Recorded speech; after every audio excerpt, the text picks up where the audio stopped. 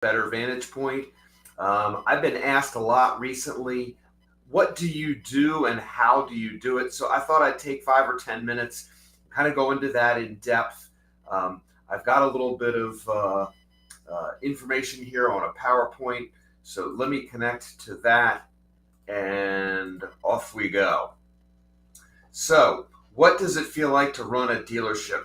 As you know, if you've watched this before, I say running a dealership is like trying to tuck an octopus into bed and the tentacles keep flopping all over the place, which is why we have here Tuck the Octopus. So that's what Tuck the Octopus is. Let me take just a couple of minutes and explain about risk mitigation at a dealership. So this is what I do. So I start by identifying risks and compliance obligations. So what does that mean? Well, I start with whatever is got the biggest liability, whatever the biggest problems can come from. That's where I go and identify those first. Then I prioritize that work by potential catastrophic problems and willful non-compliance penalties. The FTC, the new penalty is $51,744 per mistake or per violation, they say. And they don't define what a violation is, and they do that because they want to leave that flexible. So I identify what the largest potential problems are, and then we go about trying to fix those. And we start fixing them by reducing exposure by building a proactive risk transference program. The first part of that risk transference program is doing a very thorough analysis of what insurance products you have, where the holes are, and then we start plugging those holes in. And then we're starting to create internal policies and procedures, thereby evolving from reactive to proactive. We then assign those responsibilities and overall accountability to members at the dealership to make sure everybody knows who's responsible for what. Good example of that, IRS 8300 compliance. All the dealers I talk to think they're very buttoned up on this issue. I find mistakes all the time. Recent auto group, I found 10 different mistakes in a period of about 6 hours. Each of those penalties is $250,000, so that's $2.5 million, and there's also potential jail time for the dealer for non-compliance. So we then track the progress to protect the dealer personally and the dealership assets, and then we routinely review and audit people, process, policies, and technology to document and revise compliance and risk protocols. So how do we do that? Our comprehensive approach is by doing all these things, you're going to enhance the customer trust.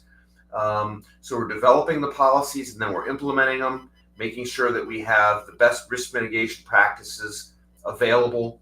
We're going to control the design and implementation of those.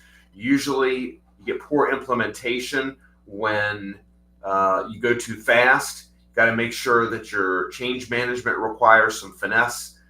We use a communication hub in order to do this, to task specific things to certain people at certain time elements. Training and education, you got to make sure you train. If a regulator or a lawyer comes in, one of the things they want to know about is, are you training your employees on compliance items? And then they want to see acknowledgments, signed acknowledgments, making sure that you are doing that. Risk management also means you have to look at your external relationships and see what's happening there. As an example, do your pollution vendors have pollution insurance? You'd be surprised at some of the things I find. But then you got to keep all these records, and when there are problems, you establish response plans, just like you should have for your Graham Leach Bliley and safeguards rule that was due in June of 2023. So in short, my job is to prevent unintended consequences. That's what risk mitigation is all about. And one of the things I do is I have a service called alwaysdobetter.com. Alwaysdobetter.com is a service I provide for intercepting feedback before your customers and or your employees post on the internet.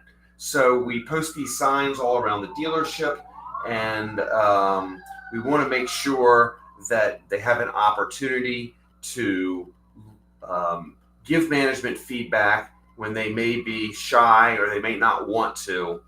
And to quote one of my recent feedback I got from a dealer group is, "You help me sleep better at night." That's what I do. Is I put all these problems to bed and try to make sure that we ameliorate and stop problems before they happen.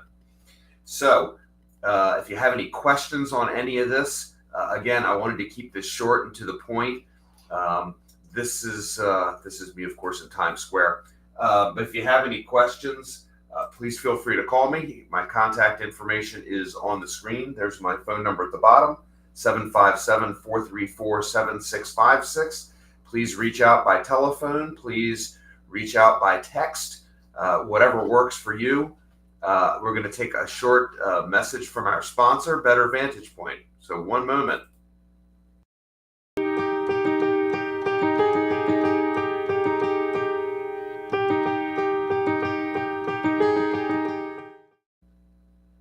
Okay, so with that, I appreciate your considering and watching.